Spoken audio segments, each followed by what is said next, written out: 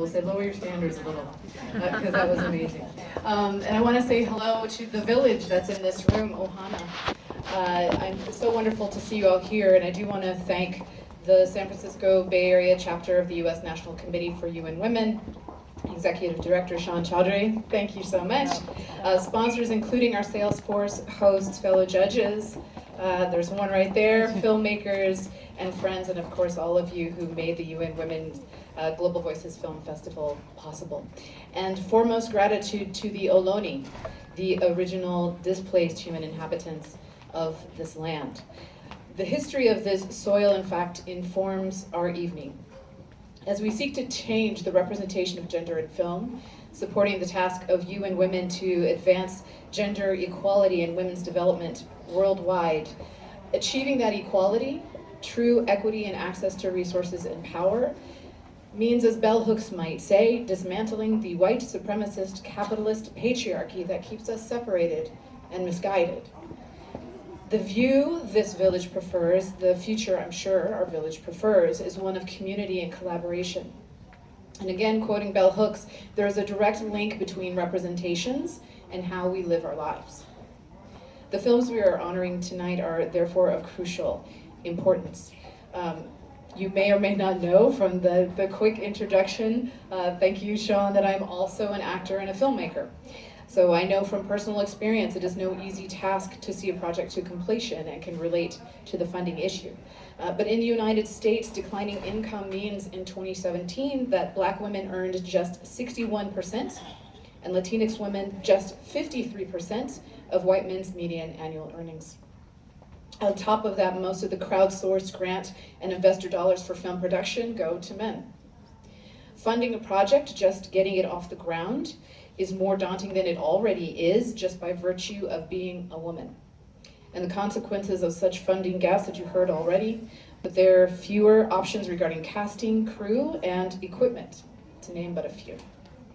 A producer noted that she had to start considering how to judge portfolios differently because women directors, for example, who accomplish amazing films with just a bounce board should not be judged as if there is an equal playing field against men who are granted enough of a budget for first-rate lighting and the professional crew to have them set it up. But we can't rely on every studio exec, every audience to create meaning out of that difference. What we need is to eliminate that difference. So the limited financing, woefully disparate that it is between men and women in the United States, it's quite rich compared to that available in much of the developing world. For all women, the challenges that make it so much harder to tell our stories are bigger than just a film that never makes it to a screen. The absence of our voices makes it harder to eradicate our oppression and marginalization. There are, of course, other barriers in the process. Women all over the globe are subjected to mistreatment and both socially and governmentally imposed gender roles as horrifically punctuated by Alabama's anti-abortion law, and Georgia, and Kentucky, Ohio, Iowa, Mississippi, and most recently Missouri. Sorry.